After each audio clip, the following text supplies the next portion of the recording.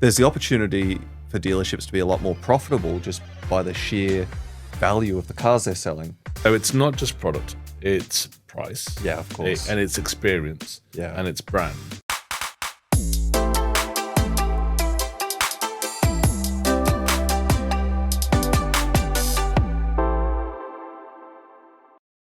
Well, Glenn, we are back. I've noticed you're missing the branded merchandise. I thought I'd mix it up, keep people on their toes a little bit. It's impressive. Look at it. We've got some nice merchandise here. How are things? Are you well? Busy. What's keeping you busy at the moment? Lots of dealers selling cars. I mean, it's eased off a little bit in the last week or two, but I think a lot of dealers have had a fantastic first half of the year. Is this mainly approved dealers? Approved dealers. Trade-ins, that's what you're seeing in your data? Selling a lot of new cars, trading a lot of cars. Yeah. What about you?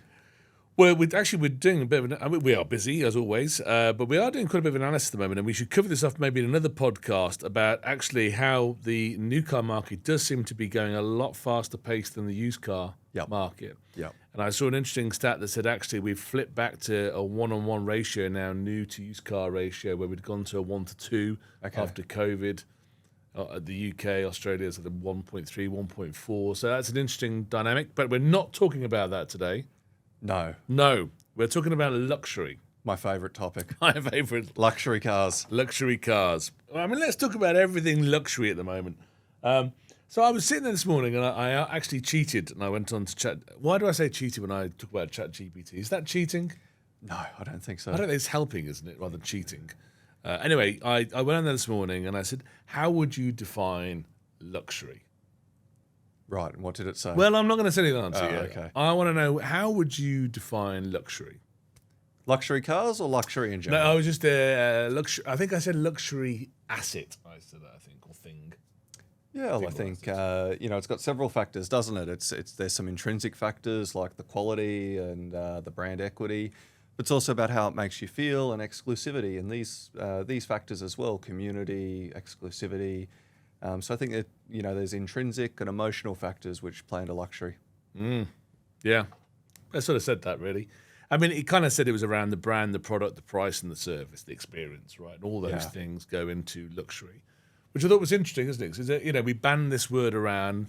The luxury market is worth $5 billion here in the UAE. And I was thinking, well, based on those metrics, how have they actually managed to measure luxury when actually some of it is not particularly measurable? But anyway. And where's the cutoff for luxury? I've sat in meetings at car dealerships and we've debated brands like Mercedes, BMW, and Audi and whether they're luxury brands or not. Yeah. Not that I think anyone doubts they're a luxury brand, but there's such high volume in this market. Yeah. I agree. So it's an interesting one, but there's no doubt about it. And actually, I got Stephen, who's our editor, to pull some stats. So thank you, Stephen, for your contribution to this podcast. And he's gone crazy and produced a ton of stats. Great. Because there's so many insights onto the luxury market here. I am going to test you in a minute to Fine. see if you know some of the answers to some of these questions. But a couple of things that we know, right? We know that the millionaires, well, maybe you don't know this, but the population of millionaires has doubled in the last 10 years in Dubai alone. The UAE is now considered the world's most attractive wealth haven, which sounds rather good, doesn't it? Yeah. An estimated 63 billion in investable wealth will enter the UAE, over the next couple of years. I think it's 7 billion next year, actually, Craig. Oh, is it? I think we've asked ChatGPT the same questions. Very good. And of course, we know from my hometown of the UK, 9,800 millionaires who enjoyed the non-dom status are looking to move or are going to move. So, we know that this is attracting wealth. Yeah. You only got to listen to things like the radio to hear everyone's talking about property, luxury property. This is obviously a magnet for luxury property. But we're going to talk about luxury cars because that's what we do. Yes. That's our thing. So I've got a couple of questions for you. Fine. And I didn't believe these answers, so I double-checked them. And Stephen or ChatGPT proved me wrong and him right. So, a stat on Rolls-Royce. Yes. Do you know this one? Given where I used to work, I might know this one. Okay. That my previous role was at the BMW importer, so I may have a pretty good All right, shot at this one. In the top 5, where do you think we are for the most bespoke models for Rolls-Royce? Number 1. We're actually number 2. Behind China? Yeah. Okay, so I couldn't decide between 1 or 2. I thought we were first, so I was disappointed with that. Well, it's the sheer population of China. 100%. 100%. Yeah. I think bespoke as a percentage of units sold would definitely be here, but sheer volume. Yeah. I It's hard to think beat the is China. Chinese on that, isn't it? There's quite a few of them. Where is the world's largest Bentley showroom? Dubai. It is. Yes. Where is the largest Mercedes complex? Abu Dhabi. Do you know how many square feet it has? That was my first job when I moved here from Australia. Was it? Craig, I can probably tell you a whole heap of stats about that facility, like the number of service bays, the number of parking Go on, bays. then, how many service bays? 250 service bays. They've got 260 now. They've added 10 They've had more. a 10 on since I left. And you know what? You know what I loved? In the corner, they've got maybe 20 VIP service bays. And when you used to walk from one side of the facility to the other, there was an overpass, and you could see down over the VIP enclosed service bays. Oh, nice. Where they'd often have Paganis because they have AMG engines and Maybachs and all those. You know, the G63s and everyday cars were out in the main area, but the really exotic cars were in that 20-car VIP service area, which you used to walk over the top of. I mean, that is mind-blowing, 1 million square feet of buildings to cope with everything they're doing. That's phenomenal. Another 500 car parks underneath that, under the service centre for stock and customer cars. Which can hold something like 5 Boeing 737s or something stupid like that. Right, next question. Where's the world's largest BMW showroom? Abu Dhabi. It is Abu Dhabi. Where's the world's largest Audi showroom? Dubai. Where is the... There's a thing here, right? So where's the world's largest Ferrari showroom? Dubai. Where's the world's largest Lamborghini showroom? Dubai. It's not. There you go. Tricked you there. Where is it? I don't know, actually. It's the largest is in America. Where's the world's largest Bugatti showroom? Oh, it's going to be Dubai then, is it? Yeah. And McLaren. And Yes. It's not the largest Porsche centre, but it has the largest gathering with its icon of Porsche, which I thought was interesting. So that's the largest gathering is to the icon of I have these stats about everything in the UAE, actually. We can go all day. I just think that is, for a country of this size, that is mind-blowing. And no wonder there is such this focus on luxury when you hear those kind of stats, right? Well, if it's not the biggest in the world, there's really no point in building it, Craig. Well, exactly. That's what my parents said about me. So, right. So, okay. So that's brilliant. So we know we've got massive showrooms over here. We know we over-index on luxury. There is the obvious point, right? In terms of the population here and the expats and how it's as this wealth haven. But what does it all mean? What does it all mean when you've got a market which over-indexes on luxury? Is that a good thing for a marketplace? Is that a bad thing for a marketplace? Does it not matter? What does it mean? I think for a dealership, it presents a lot of opportunities, Craig. First of all, the average price, given that most dealers work on a percentage margin, if your average selling price is higher, you're going to make more money. And as we'll discuss in another episode, you'll also make more money on the finance and the insurance and all of those things. So there's the opportunity for dealerships to be a lot more profitable just by the sheer value of the cars they're selling. But I think also luxury selling, it gives a lot of opportunities around collaborations, as you mentioned on before, customizations, bespoke. And it's some of these opportunities which really increase a dealer's profitability, where they can, double their gross profit per unit on a bespoke or a customized vehicle. And the other thing you see a lot in this market is around aftermarket accessories. It's a huge market for things like XPEL paint protection, which I would also class as a luxury product for two reasons. I was shocked when I heard the price of a high-end PPF nowadays. What is it? I've heard it can be 30,000, 40,000 dirhams for a PPF film. I'm sure you can probably spend more than that. Is that just to apply the film, or is that actually to bring the paintwork back up to the original standard and then apply the film? No, just the film. Wow. So if you're buying a new car in this price bracket, I've been told you should allow 30 or 40 for your ceramic clear coat. I think you can get cheap ones for 20 though. Wow. Okay. So That's expensive. I don't think you're doing this on your Corolla, Craig. I couldn't fit in one, I don't think. Never mind, wrap it. Okay, well, that's interesting. Yeah, so I think you're absolutely right. I think, though, that there is obviously higher margin. It also does attract more eyeballs. There are the accessories that you can sell onto it, as well as selling the finance. When I go around to dealers, if I go back to the definition of luxury, so it's not just product, it's price. Yeah, of course. And it's experience. Yeah. And it's brand. Yeah. Some dealers here do that whole thing very well. Their branding is good, their online presence is good, their product is good, their experience is good, and you feel like a luxury customer. There are other times you go to other dealerships where the product is good or appears to be good, Yep.